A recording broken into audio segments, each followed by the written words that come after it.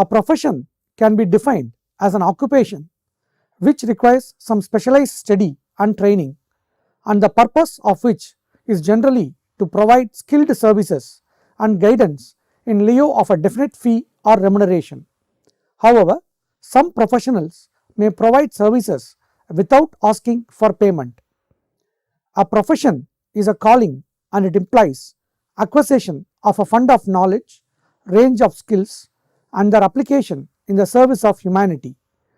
The service rendered by a professional may be direct, as in the case of teachers and doctors, or indirect, as it is in the case of teacher educators, that is, teachers of teachers. Further, this service may be rendered for a limited segment of the population or for a limited period of time or phase of life.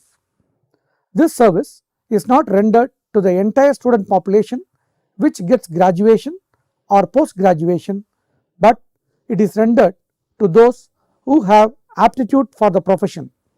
It is rendered for a limited period of time in the sense that an individual is expected to go through training before taking up the profession, and then is expected to update his/her knowledge and skills after a regular interval of time. There is another way of looking at the same situation. Any professional person provides professional services for a limited period of time when his or her client are in an institution or within the institutional framework.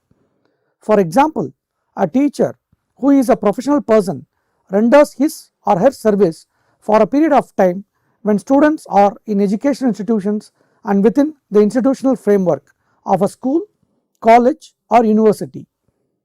A profession can be practiced independently or within an institution or both. This means if teaching is accepted as a profession, a teacher can teach either independently to students or within a school along with a team of teachers. So far, we have learnt that a profession is based upon specialized study and training. It provides skilled service and guidance for a definite purpose to a limited section of the population for a limited period of time and can be practiced independently or within an institution. Let us see about the characteristics of a profession. A profession indicates certain specific characteristics. They are: a profession demands possession of a body of specialized knowledge and extended practical training. A profession renders an essential social service. A profession demands continuous in-service training of its members. A profession has a clearly defined membership of a particular group with a view to safeguarding the interests of the profession. A profession involves a code of ethics. A profession sets up its own professional organization. A profession assures its members a professional career. As stated above, a typical profession exhibits a complex of characteristics. Let us try to understand them with the following clarifications. The forming of a professional organization, developing a code of ethics, offering a life career to its members, or even granting of action are all shared by trade associations or guilds. Then, where is the difference? There are two criteria that are basic to a profession. A profession professes to do two things. One is to serve, and the other is to serve with conscious understanding and efficiency. While all other vocations also serve, the profession not only serves but makes service its prime motive. Even when there is a conflict between the interests of the client and that of the society, selfish interest recedes in favor of the professional interest.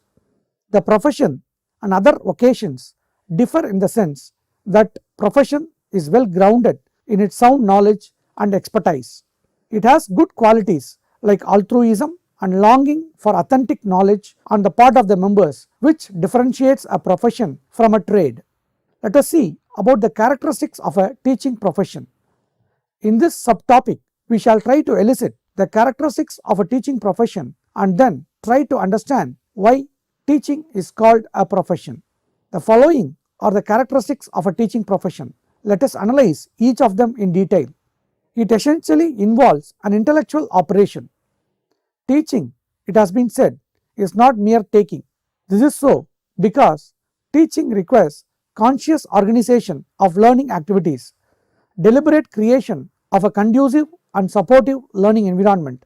While providing learning experiences, a teacher has to constantly analyze and evaluate classroom climate and evolve a suitable plan of action to achieve the pre-specified desirable change in the behaviors of a group of learners who are constantly varying with respect to their interest and understanding speed. All such operations which are to be carried out by a teacher are intellectual operations. It draws material from science.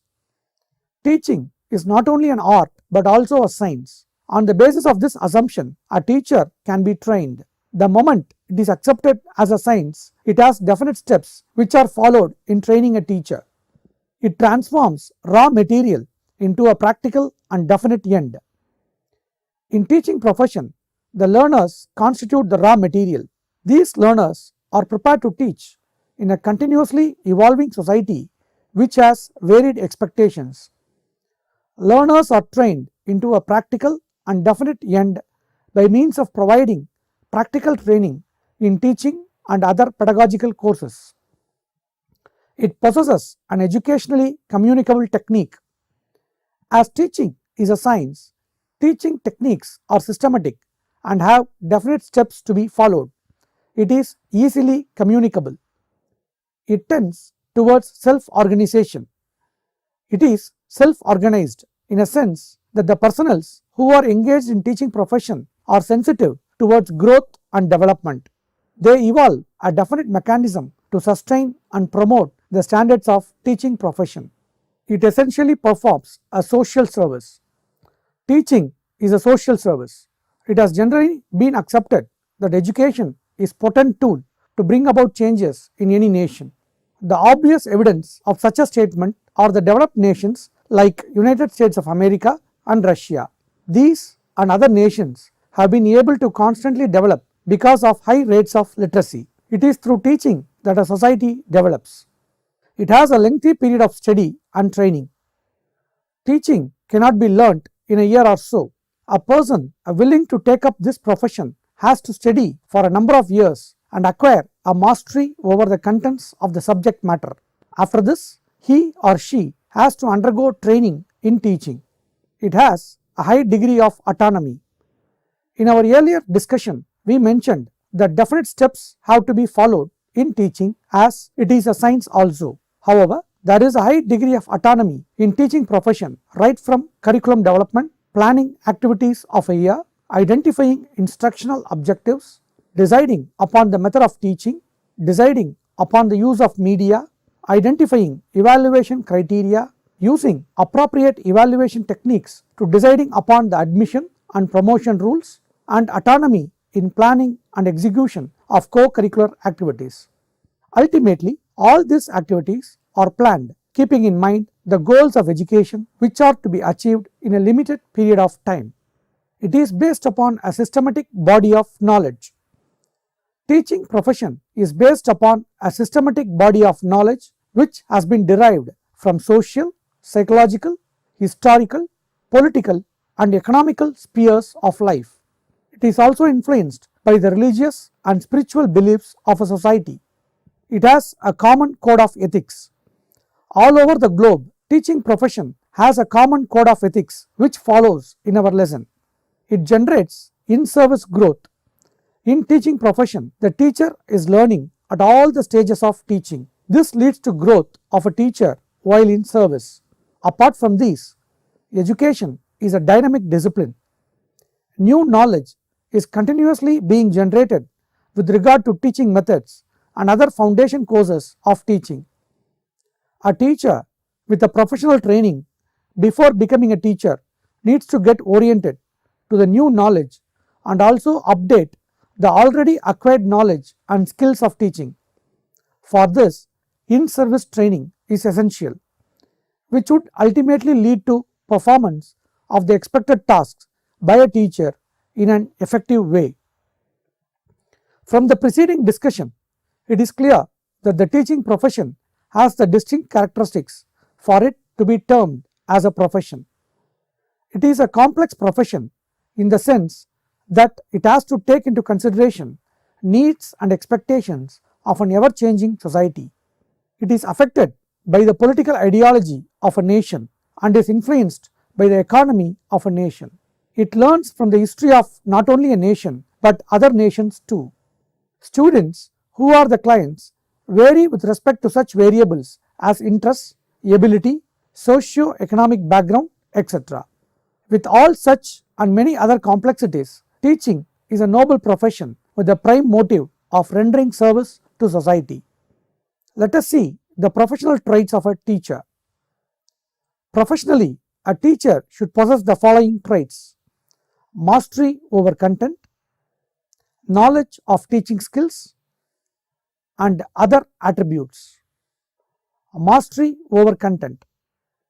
Unless one has mastery over content of a subject, one cannot become an effective teacher.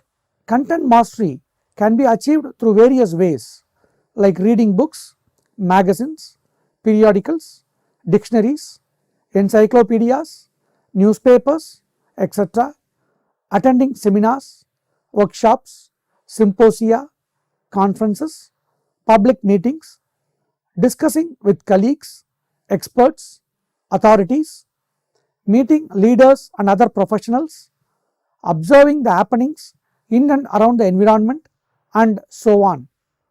Knowledge of teaching skills. The knowledge and use of a set of skills facilitates teaching learning process. These skills are known as instructional skills. Instructional skill is defined as the cluster of behavior manifested by a teacher which can be acquired through practice. The list of instructional skills that help a teacher to carry out instructional process effectively are introduction, questioning, probing, reinforcement, explanation, illustrating with examples, recognizing attending behavior of students, using audio visual aids, using blackboard, silence and non-verbal cues, stimulus variation, achieving closure. Other attributes. Along with content mastery and knowledge of instructional skills, the other effective attributes of a teacher are sense of responsibility, showing concern for students, acknowledging and appreciating the effort of students, accepting each student as a distinct individual, loving and caring, etc. Let us see about the professional ethics of teachers. For developing professional ethics, teachers and teacher educators must be able to distinguish between philosophy of education and the philosophy of teacher education, and also the difference between social and historical frameworks of the teaching profession. A teacher has to be an example for his or her students and society, and therefore the value system he or she holds should be clear, precise and ethical. He or she should be honest not only when he stands to gain by being honest, but in situations where he or she is likely to suffer a loss. In such cases, his or her conscience to do the right thing must determine his or her behaviors. He or she must exemplify the dignity of labor and professional commitment, however stressful the circumstances may be. Teachers must be an embodiment of eternal values, values that remain the same, however much the circumstances may change. Truth, love and goodness are values that are admired across creeds, cultures and religions. He or she should be a sheet anchor for society amidst the tumult of social change. He or she should be conscious of the accountability to profession of teaching by being accountable for effective teaching and effective learning of students. He or she is accountable to society, and this aspect must be channeled through an appropriate hierarchy of competent professional authority. The profession of teaching reflects a high degree of academic excellence, repertoire of teaching skills and practical wisdom on the one hand, and a well integrated value system on the other, both being oriented towards altruistic service. The personal development of a teacher is the core of professionalization and forms the base for professional ethics. Teacher as a person. In this topic, we shall learn about the expectations from a teacher ranging from his role in classroom environment to his role as a citizen of the country. As one of the pivotal person in the process of education, a teacher is supposed to be performing different tasks. Teacher in a classroom. The main responsibility of a teacher in the classroom is to ensure that goals of education are attained. These can be specified as learning in terms of predetermined knowledge, skills, and attitudes in specific subjects. It is through these subjects that a teacher strives to achieve school goals as well as an all-round development of students, which is the broader goal of education. In order to achieve this, a teacher creates an artificial environment in the classroom for facilitating learning of students.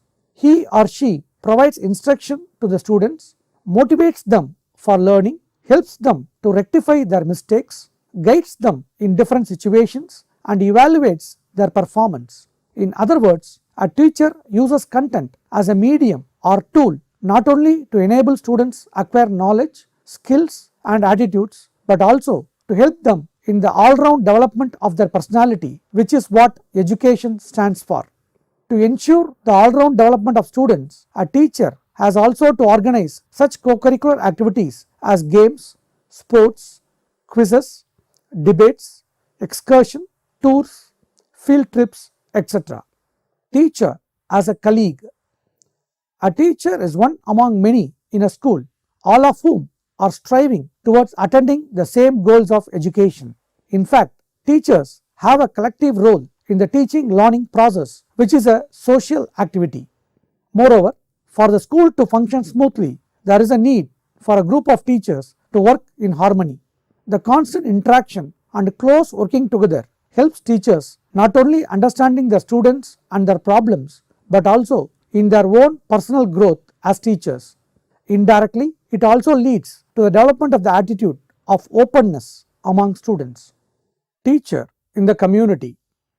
In a country where nearly half the population is illiterate, a teacher is looked upon as a leader in a community, especially so in rural areas and small communities. In some of the educationally backward rural areas, a teacher is even now the literate person who is given high respect and is expected to be the leader of the community. A teacher's teaching expertise is used for spreading literacy, for providing educational leadership, and for providing services during elections, collection of census data, and other large-scale national activities which require trained, educated persons. Teachers are counted upon for responsible and important tasks of public services. Teacher as a citizen. As an educated person and a person who educates others, a teacher provides a model for future citizens. A teacher enables the functioning of democracy by participating in the democratic processes, acts as an unbiased, objective critic of the society, and is sensitive to events in the country like corruption, scandals, riots, exploitation, which hamper the growth and development of a nation, and mobilizes resources to check antisocial and anti-national activities.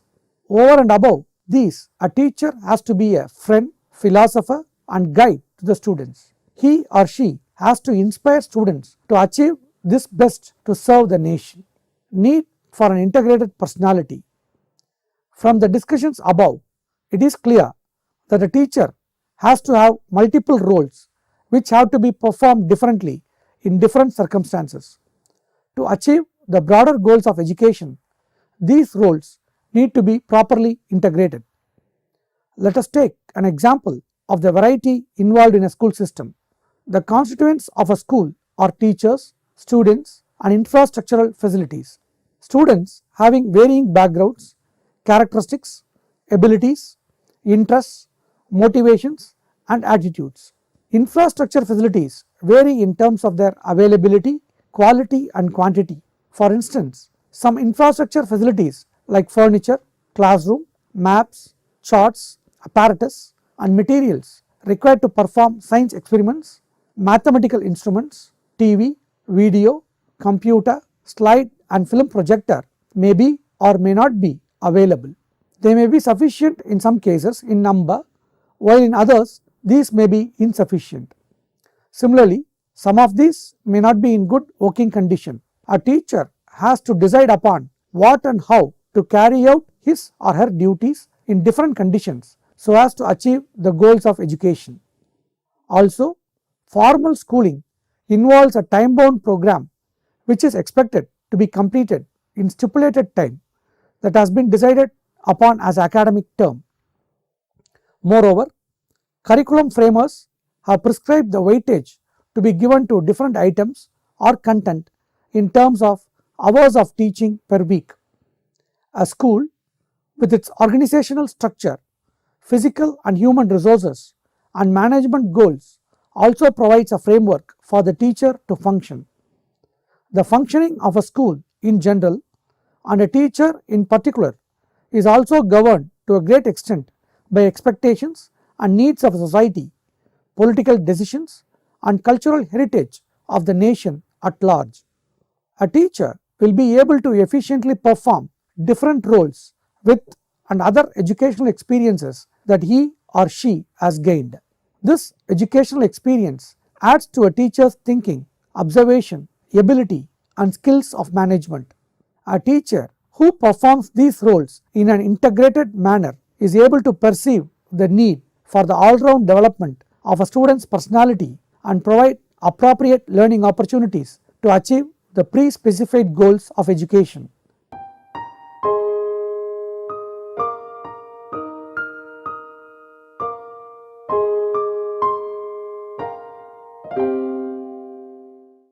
Dear students, in this lesson we have seen about what is profession, characteristics of profession, characteristics of teaching profession, professional traits of a teacher, professional ethics of a teacher, teacher as a person, and need for an integrated personality.